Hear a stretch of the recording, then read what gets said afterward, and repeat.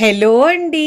ఈరోజు మన కిచెన్‌లో చాలా ఈజీగా, సింపుల్‌గా నోట్లో పెట్టుకుంటే కరిగిపోయే విధంగా ఉండే ఒక మంచి బ్రేక్‌ఫాస్ట్ రెసిపీని ఎలా చేయాలో చూపించబోతున్నానండి. రెగ్యులర్‌గా మనం ఉప్మా రవ్వతో ఉప్మా తిని బోర్ కొడితే ఇడ్లీ, దోస అలా కాకుండా ఒక్కసారి ఇలా పచ్చి కొబ్బరి వేసి బ్రేక్‌ఫాస్ట్ చేయండి. రుచి చాలా చాలా బావుంటదండి. మళ్ళీ మళ్ళీ కావాలంటారు. 1, 2 అయితే అస్సలాగరు. ఇన్‌స్టెంట్‌గా అప్పటికప్పుడు ఎలాంటి పప్పులు, బియ్యం నానబెట్టకుండా ఈజీగా చేసుకోవచ్చండి.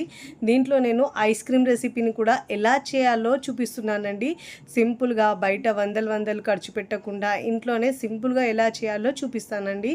రోజు తినే బ్రేక్‌ఫాస్ట్ బోర్ కొడితే ఒక్కసారి ఇలా కొత్తగా ట్రై చేయండి. చాలా బావుంటది. మరి ఇక ఏమాత్రం ఆలస్యం చేయకుండా బ్రేక్‌ఫాస్ట్‌ని ఎలా చేయాలో చూద్దాం రండి. ముందుగా ఇక్కడ నేను ఒక మిక్సింగ్ బౌల్ తీసుకొని దాంట్లో 1 కప్పు సూజీ, బొంబాయి రవ్వ, ఉప్మాకి వాడతాం కదండీ! ఆ రవ్వను 1 కప్పు తీసుకోవాలి. దీంట్లో 1 కప్పు వాటర్ వేసుకొని మిక్స్ చేసుకొని ఒక 5, 10 నిమిషాల పాటు పక్కకు పెట్టుకోవాలండి. ఈలోపు మనకు రవ్వ మెత్తగా నాని దోసలనేవి చాలా సాఫ్ట్‌గా వస్తాయండి. వీడియోని మీరు ఎక్కడ స్కిప్ చేయకుండా పూర్తి వీడియో చూస్తేనే మీకు పర్ఫెక్ట్‌గా వస్తాయండి. ఇక్కడ నేను ఒక 10, 15 నిమిషాల తర్వాత చూపిస్తున్నాను చూడండి. రవ్వ కూడా బాగా నానిందండి. ఇప్పుడు ఈ రవ్వను మనము మిక్సీ జార్‌లో వేసుకోవాలి. ఫస్ట్ టైం నా ఛానల్ చూస్తున్న వాళ్ళు ప్లీజ్ నా ఛానల్‌ని సబ్స్క్రైబ్ చేసుకోండి, లైక్ చేయండి, పక్కనున్న బెల్ ఐకాన్‌ని ప్రెస్ చేయండి. ఇలా ప్రెస్ చేయడం వల్ల నేను పెట్టే వీడియో నోటిఫికేషన్ ముందుగా మీ హోమ్ పేజ్‌కి వస్తాయండి. ఇప్పుడు ఇలా రవ్వ మొత్తం వేసుకున్న తర్వాత అదే కప్పుతో ముప్పావు కప్పు పచ్చి కొబ్బరి వేసుకున్నానండి. ఇలా పచ్చి కొబ్బరి ఉప్మా రవ్వతో ఒకసారి బ్రేక్‌ఫాస్ట్ చేసుకోండి. చాలా సాఫ్ట్‌గా ఉంటుంది. టేస్ట్ అయితే తిన్న కొద్దీ తినాలనిపిస్తుందండి. ఇప్పుడు దీంట్లో అవసరాన్ని బట్టి వాటర్ వేసుకొని మెత్తగా గ్రైండ్ చేసుకోవాలండి. ఎంత మెత్తగా గ్రైండ్ చేసుకుంటే ఈ సెట్ దోసలు అనేవి అంత బాగొస్తాయి. ఇప్పుడు ఇలా గ్రైండ్ చేసుకున్న పిండిని ఒక మిక్సింగ్ బౌల్‌లోకి తీసుకోవాలి. ఇప్పుడు ఇలా మిక్సింగ్ బౌల్‌లో తీసుకున్న తర్వాత చూడండి కన్సిస్టెన్సీ ఇలా ఉండాలండి. ఇక్కడ మనం ఇన్‌స్టెంట్‌గా బ్రేక్‌ఫాస్ట్ చేస్తున్నాం కాబట్టి దీంట్లో ఒక హాఫ్ టీ స్పూన్ దాకా ఈనో వేసుకోవాలి. ఒకవేళ ఇష్టం లేని వాళ్ళు మీరు అయితే దీంట్లో వంట సోడా అయినా వేసుకోవచ్చు. ఇప్పుడు ఒక టేబుల్ స్పూన్ దాకా వాటర్ వేసుకొని బాగా మిక్స్ చేసుకోవాలి. ఇన్స్టెంట్‌గా చేసుకుంటే మనకి ఇలా ఈనో వంట సోడా వేసుకున్నామంటే స్పాంజీగా వస్తాయండి దోసలైతే.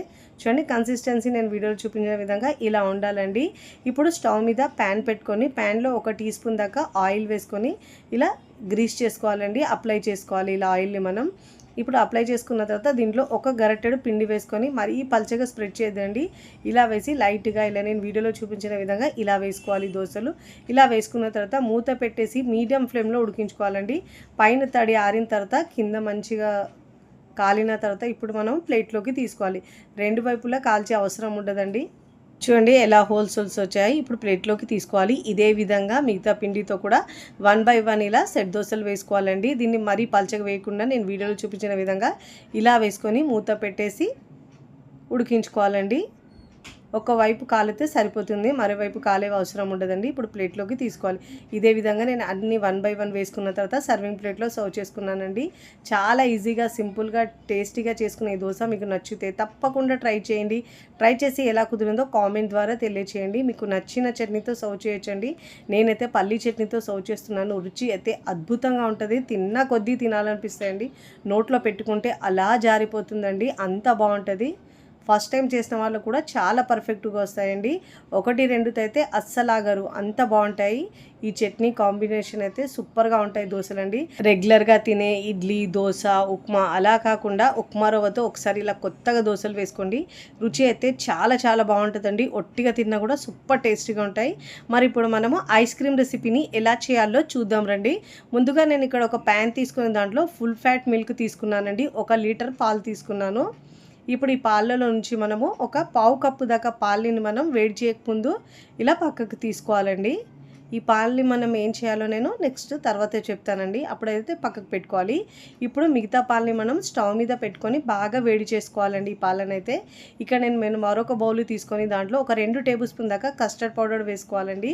ఇక్కడ మనం కస్టర్డ్ ఫ్లేవర్తో ఐస్ క్రీమ్ చేస్తున్నాం కాబట్టి ఇప్పుడు దీంట్లో ఒక టేబుల్ స్పూన్ దాకా మిల్క్ పౌడర్ వేసుకోవాలి. ఇలా వేసుకొని చేసుకోవడం వల్ల ఐస్ క్రీమ్ అనేది టేస్ట్ అనేది అచ్చం బయట కొనేటట్టు ఎలా ఉంటుందో సేమ్ అదే టెక్స్చర్ వస్తుందండి. ఇప్పుడు మనం ముందుగా పెట్టుకున్నాం కదండి ఆ పాలను దీంట్లో వేసుకొని ఉండలు లేకుండా బాగా మిక్స్ చేసుకోవాలండి. బాగా బీట్ చేసినట్టు మిక్స్ చేసుకోవాలండి. ఇప్పుడు ఇలా బాగా మిక్స్ చేసుకున్న తర్వాత పక్కకు పెట్టుకోవాలి. చూడండి ఇక్కడ పాలని మనం మీడియం ఫ్లేమ్లోంచి ఇలా మిగడ కట్టకుండా మిక్స్ చేసుకుంటూ బాగా వేడి చేసుకోవాలండి.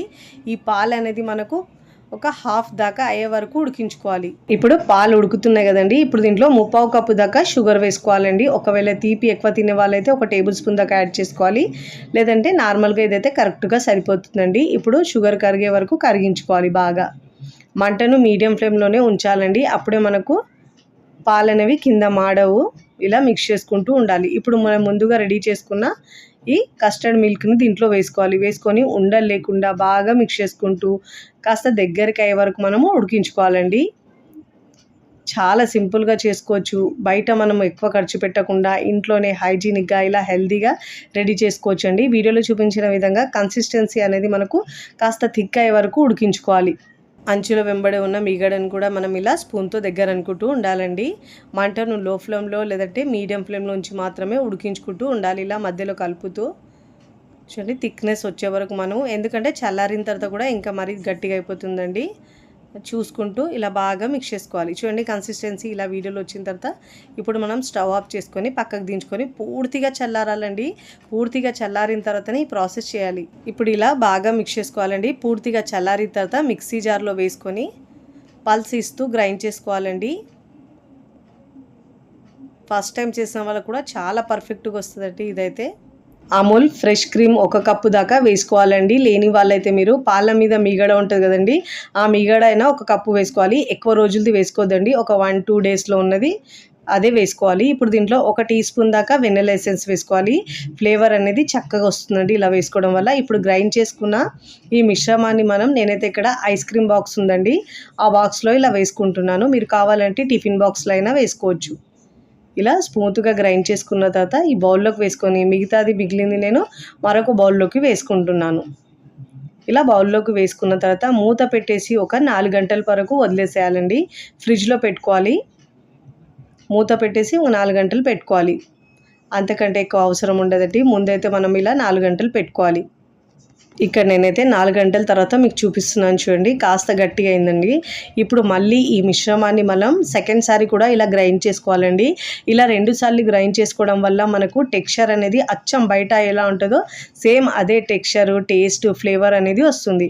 ఇప్పుడు మళ్ళీ ఐస్ క్రీమ్ని మనం మిక్సీ జార్లో వేసుకొని గ్రైండ్ చేసుకోవాలి. ఇలా గ్రైండ్ చేసుకుంటే చాలా స్మూత్గా వస్తుందండి. ఇప్పుడు ఇలా మొత్తం వేసుకున్న తర్వాత మిక్సీ జార్లో మెత్తగా గ్రైండ్ చేసుకొని ఇలా స్మూత్గా గ్రైండ్ చేసుకున్న ఈ ఐస్ క్రీమ్ని మనం మళ్ళీ ముందుగా మనం వేసుకున్నాం కదండి, అదే బౌల్లోకి ఐస్ క్రీమ్ని వేసుకోవాలి. ఇలా వేసుకొని ఒక 8 గంటల పాటు మనం ఫ్రిడ్జ్లో ఉంచుకుంటే కరెక్ట్గా మనకు కన్సిస్టెన్సీ వస్తుందండి. నేనైతే ఇక్కడ ఓవర్ నైట్ పెట్టుకుంటున్నాను. మార్నింగ్ మీకు చూపిస్తాను చూడండి. 2 బౌల్స్లో వేసుకుంటున్నానండి. ఇలా దీంట్లో మనము ఐస్ అనేది ఫామ్ అవ్వకుండా దీనిపైన మనం ఇలా కవర్తో ర్యాప్ చేసుకోవాలండి. పైన ఇలా కవర్ పెట్టుకోవాలి. ఫైల్ కవర్ పెట్టుకుంటున్నాను. మీరు కావాలంటే పాల ప్యాకెట్ ఉంటుంది కదండి, అదైనా పెట్టుకోవచ్చు దీనిపైన. ఇలా పెట్టేసి మనం మూత పెట్టుకోవాలి.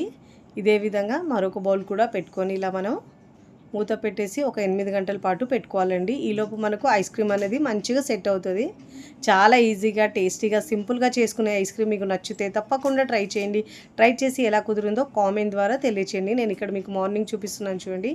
8 అవర్స్ తర్వాత ఐస్ క్రీమ్ అనేది చక్కగా సెట్ అయిందండి. ఈ ఐస్ క్రీమ్ చక్కగా సెట్ అయిందండి. ఇప్పుడు మనం దీన్ని ప్లేట్లోకి తీసుకుందాము. ఇదే విధంగా ఎడ్జెస్ని ఇలా స్పూన్తో లూజ్ చేసుకోవాలండి. నేనైతే ఇక్కడ పీసెస్గా చేసుకుంటున్నాను. ఇప్పుడు ప్లేట్లోకి ఇలా వేసుకొని ముక్కలుగా కట్ చేసుకోవాలి. పిల్లలు పెద్దలు కూడా చాలా ఇష్టంగా తింటారు, మళ్ళీ మళ్ళీ కావాలనుకుంటున్నారండి. అంత టేస్టీగా అచ్చం బయట కొన్నట్టే ఉంటుంది. ఇప్పుడు దీనిపై నుంచి సన్నగా కట్ చేసుకున్న కాజు, పిస్తా పలుకులు వేసుకోవాలి.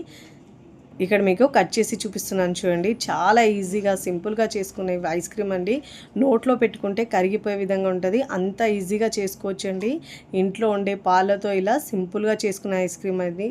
బయట కొనకుండా ఇంట్లోనే ఇలా హైజీనిక్గా చేయండి. పిల్లలు చాలా ఇష్టంగా తింటారు. ఇప్పుడు నోట్లో పెట్టుకుంటే కరిగిపోయే విధంగా అంత స్మూత్గా ఉందండి. వీడియోని లైక్ చేయండి. లైక్ చేసి హై బటన్ని నొక్కండి. ఫ్రెండ్స్, ఫ్యామిలీకి షేర్ చేయండి. మరికొన్ని టేస్టీ, సింపుల్, క్విక్ రెసిపీస్ కోసం నా ఛానల్ని సబ్స్క్రైబ్ చేసుకోండి. Thanks for watching. బాయ్.